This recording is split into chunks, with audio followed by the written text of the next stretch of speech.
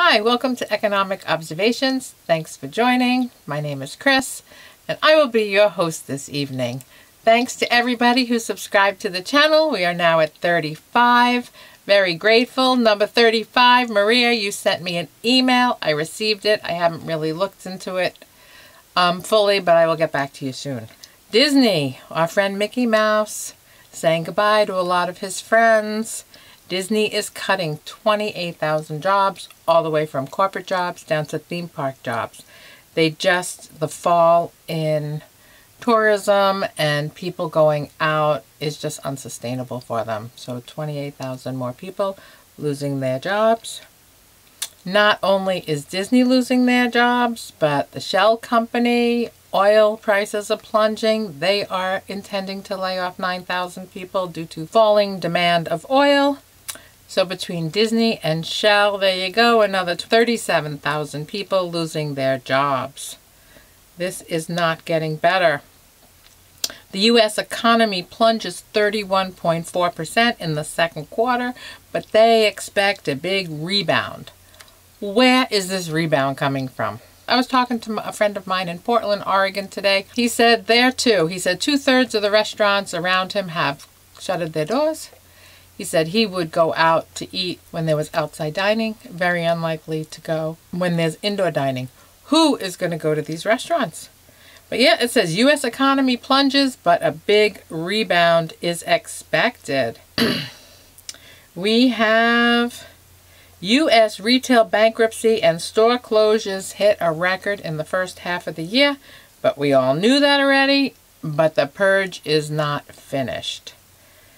Airlines are just hours away from cutting more than 30,000 jobs. Tomorrow is October 1st. That's their deadline.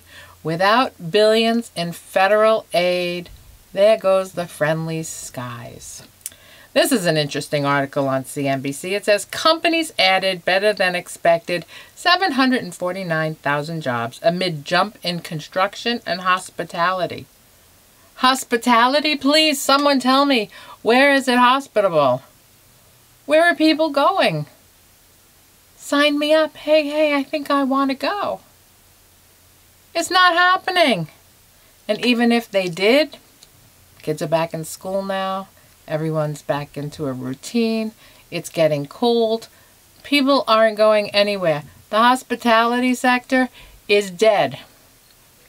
It's dead. Yesterday I was seeing something on the news. They said that, venues like concert halls and some other entertainment venues in Massachusetts can open at 25%.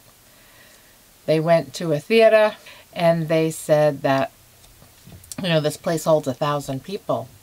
25% is 250 people. We can't sustain with that amount of people. Just like everything, from electric bills to landlords to restaurants to Disney. If you're not getting your 100% and that supply chain isn't there, you can't make it, and you can see declines in service. Whether it be decline in electrical, whether it be declines in park hours or staff at a theme park, or even in the oil industry, right? You don't need as many people if you're not producing as much oil. Makes an economy great.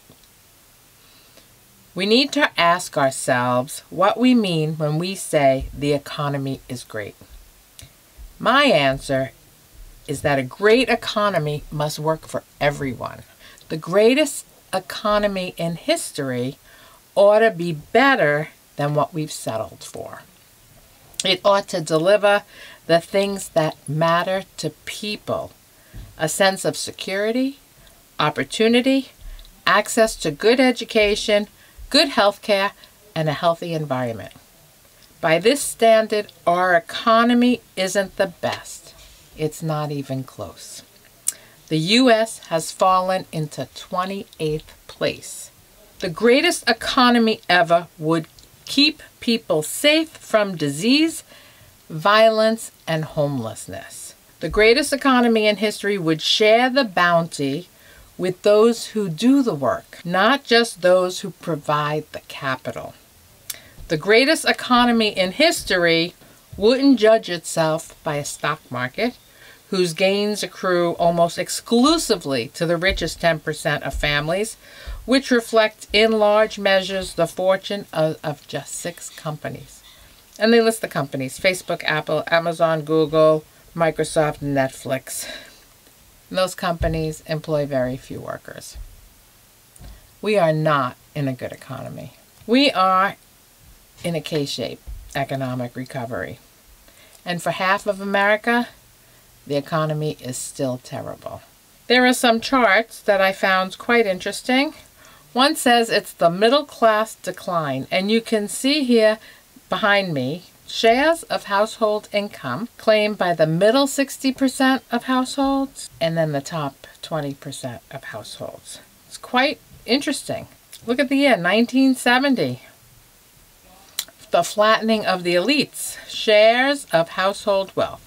The wealth claimed by the top 1% of households by wealth, and the wealth claimed by 60% of the middle. And you can see there,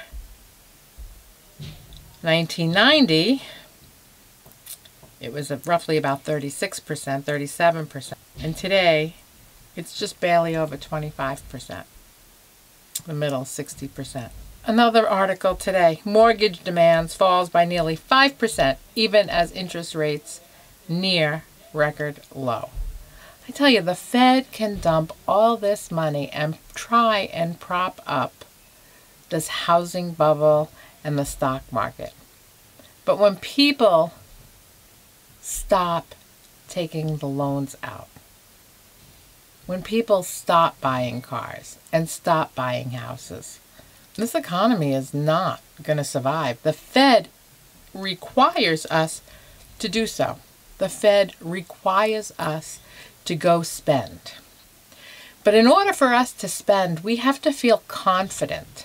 No president can take credit for a booming economy.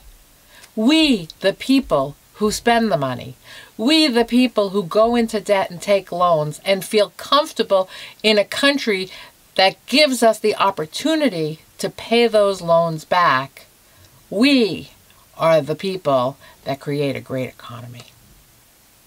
All right, with that, folks, thanks so much for watching. Leave a comment. Let me know your thoughts below. I look forward to providing this content for you.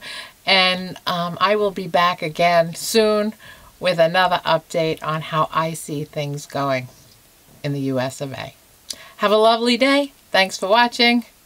Subscribe to this video. Give it a big thumbs up. Now we're heading to number 70 by October 31st. Stay well.